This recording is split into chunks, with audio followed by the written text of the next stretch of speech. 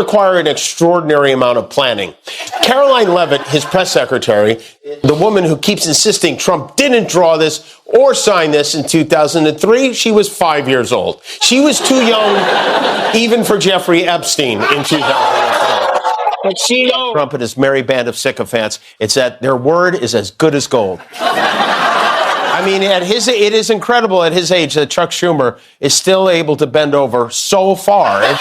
Turning on the TV for calm political talk turned into chaos when Jimmy Kimmel unleashed a verbal storm. Karoline Leavitt entered confidently, but once Trump's name came up, the show exploded into a comedic battlefield. Viewers are still debating whether it was satire or pure savagery. Stay tuned. Once you hear Kimmel's words, you'll know why the internet won't stay quiet.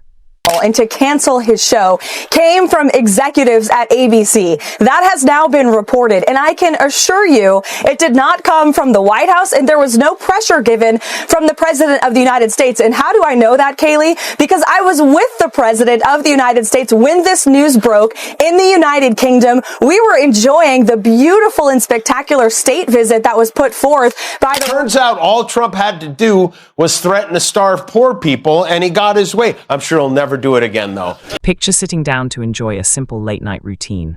Light gossip, predictable jokes, maybe a cute kitten clip, when suddenly the entire show veers off course and plunges straight into wild, unexpected chaos.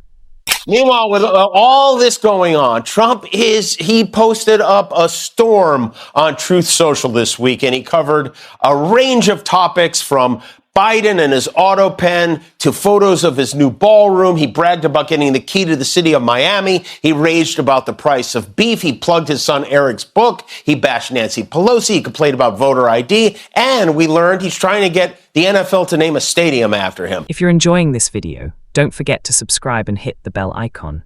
Jimmy Kimmel charges in like he's been crowned the chief officer of emotional destruction. The audience begins with polite laughs, only to realize they've stepped straight into a high-intensity, live-fire comedy drill. And I actually brought this news to President Trump's attention. He had no idea this was happening. It was a decision that was made by ABC because Jimmy Kimmel chose to knowingly lie to his audience on his program about the death of a highly respected man when our country is in a state of mourning. Karoline Leavitt gets caught in the blast zone before she even registers what's happening. Just as the chaos seems to calm, Trump's name gets tossed back into the spotlight like a worn-out party prop that's already survived far too many hits today. The camera wasn't ready. The audience wasn't ready. America definitely wasn't ready. The only thing fully prepared was Jimmy Kimmel's unstoppable impulse to commit to a joke like a man gambling his rent money on a roulette wheel that suddenly feels blessed. There's a clear moment, everyone saw it, when Kimmel shifts from harmless teasing to the type of roasting that feels like someone forgot to install a universal safety switch. Karoline Leavitt arrived with talking points soft as feather pillows. Jimmy came armed with steel-cutting punchlines. Instantly, viewers chose sides. Some called it peak savage comedy. Others wondered if someone should alert the comedy police. And just when things calmed, Trump's name boomeranged back, detonating the room again. Time I saw Sean Duffy on Real World Boston. He was a contestant on that show. And I said to myself, you know what? Someday that kid's going to shut down all of our nation's airports. And I was right. And Trump has been desperately trying to convince anyone who'll listen that Democrats are responsible for the shutdown and that it has nothing to do with him trying to hide the Epstein files. The gaslighting has reached a fever pitch as Trump cuts off the supply of food to children, families, senior citizens, etc. But Karoline walked into the interview polished, confident, and rehearsed, like someone who practiced every line in front of a mirror with 7 TED Talks cheering her on. But comedy doesn't respect preparation. Comedy storms in saying, "You brought statistics. I brought sarcasm and metaphors nobody requested." Once the roasting engine fired up, it didn't stop. Writers backstage probably celebrated like esports fans each time Jimmy delivered another sharp line that felt more like psychological dodgeball than commentary. Then came the joke, the one that shifted the entire room's energy. No quote needed, the delivery alone was explosive. You could see the exact moment Karoline mentally filed a complaint with the universe. Meanwhile, Trump kept getting dragged in like an accidental cameo. Trump reportedly wants the Washington Commanders to give him naming rights to their new stadium. Why would anyone ever want to name anything after Don? I mean, look at Don Jr. It's not exactly a winning strategy. But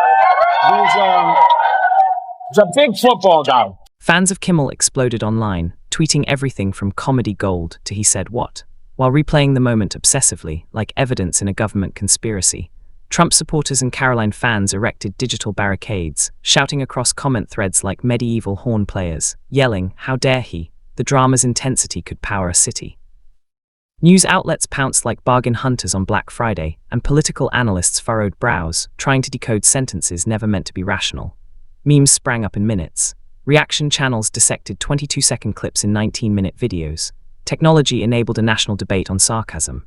And Kimmel, full of energy, acted like every gesture held a tiny, invisible "I regret nothing" banner, while the audience laughed at the spectacle, not politics. The results are in for President Trump's annual physical exam, and guess what? He's in excellent health. Of course he is. He eats right. He avoids unhealthy foods, diet soda. He manages stress. He doesn't hang on to anger. He gets a good night's sleep. He limits his time on social media. He spends lots of time with loved ones and gets plenty of exercise getting in and out of that golf cart. And he's got a body like Brad Pitt to show it. On another note, I know that many in the media have been speculating about bruising on the president's hand and also swelling in the president's legs. So in the effort of transparency, the president wanted me to share a note from his physician with all of you today. Trump wasn't in the studio, yet he dominated the segment like an invisible star. His name was tossed casually into conversation, like seasoning sprinkled on a dish, each mention sending shockwaves across the room. You could imagine him scrolling his phone, furrowing his brow, muttering about the absurdity and the cost of powering such comedic electricity. By the halfway point, the segment transcended politics, evolving into pure live TV absurdity. It wasn't a debate, it was gladiatorial theater with microphones. One side wielded bullet points, the other razor-sharp jokes capable of slicing through marble. The studio audience alternated between cheering and covering their mouths, caught between awe and disbelief, as the chaos reached fever pitch. This is some report. His active lifestyle continues to contribute significantly to his well-being. He stays fit thanks to frequent victories in golf events. Which reminds me, congratulations to President Trump on winning the Masters this weekend. This is Trump's doctor, the guy who wrote this up, Navy Captain Sean Barbabella. He is that's also the face he made when Trump dropped his pants in the examination. Dr. Barbabella claims that Trump is 6'3". No matter political stance, the craftsmanship of that comedic ending was undeniable. Watching it felt like building a sandcastle for 10 minutes, then karate kicking it into the ocean purely for dramatic effect. Online reactions ranged from hilarious catharsis to alarm over the collapse of civilized discourse. Think pieces analyzed what it meant for comedy, politics, society, and cultural trends. Memes multiplied rapidly, spreading like rabbits on Wi-Fi. Karoline's supporters argued the segment showed late-night TV's detachment from reality, while Kimmel's supporters claimed it proved comedy is alive and thriving. Trump's fans saw a master plan orchestrated by deep state conspiracies or trending villains. And casual viewers shrugged, saying, "I don't care who won, this was the funniest thing in months." They haven't even finished voting yet. Already Trump is calling our election unconstitutional and a giant scam, which are also adjectives some might use to describe him. He said the whole thing is rigged, and he said our election is under very serious legal and criminal review. He must be so much fun to play golf with, you know? To be fair, it's not like Trump doesn't care about people. I mean, he has a lot of empathy. He's feeling especially bad right now for the family of the newly decrowned Jeffrey Epstein pal, the now former Prince Andrew. Prince Andrew in the UK has had his royal titles stripped away because of the Epstein scandal. I know you're closer to the royal family there. Do you have any thoughts on that? I feel very badly. I mean, it's a terrible thing that's happened to the family. The replay value was undeniable. Karoline Leavitt entered with a mission: deliver her points professionally and exit with composure. Kimmel's mission was pure entertainment. When their goals collided, sparks flew, visible even from space. Astronauts on the International Space Station could have glanced down, bewildered by the chaos below. For days, headlines, podcasts, and panels debated a single question: was Kimmel fair? Fairness wasn't the reason the clip went viral.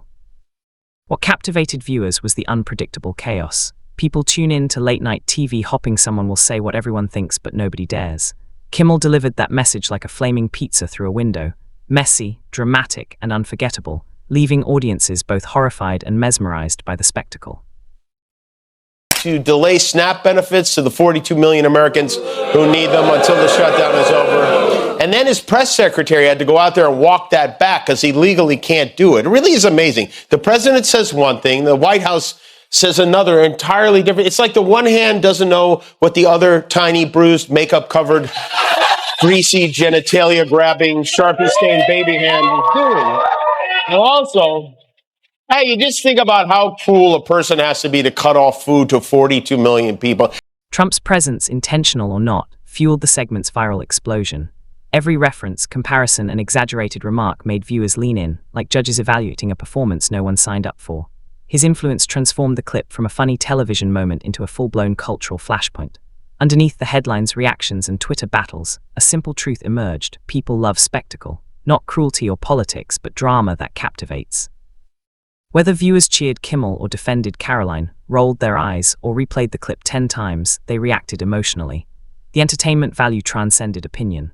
The moment became bigger than politics or punchlines. It was about engagement, reaction, and participation, drawing every audience member into the chaos, leaving a lasting impression across the internet. And posting photos of his awesome new toilet renovation at the White House. You know, it's important to remember, he's not just the president, he's also your most annoying friend on Instagram. According to a new poll from CNN, Trump's approval rating is at its lowest point since he retook office. It's at 37%, which happens to also be the same percentage of neck he leaves unspray tanned. His disapproval rating is 63%. And what do you do when you have a terrible approval rating? You throw the most ill-timed, tone-deaf Halloween party imaginable. Kimmel scored a viral triumph. Karoline gained national attention. Trump remained in the spotlight without ever appearing on set. Viewers experienced absurd political theater that kept YouTube channels alive and comment sections ablaze. Regardless of political stance, one fact is clear: the segment is unforgettable. Not for the topic or outcome, but for the roaring, controversial spectacle. The combination of comedy and politics created explosive entertainment nobody requested, but everyone watched anyway. Days later, people still dissect the roast like detectives solving an unsolvable mystery. Headlines, social media, and podcasts revisit every joke, every reaction. Laughter, debate, and replayed clips dominate timelines, proving that moments of late-night chaos leave a far larger impact than any predictable discussion ever could.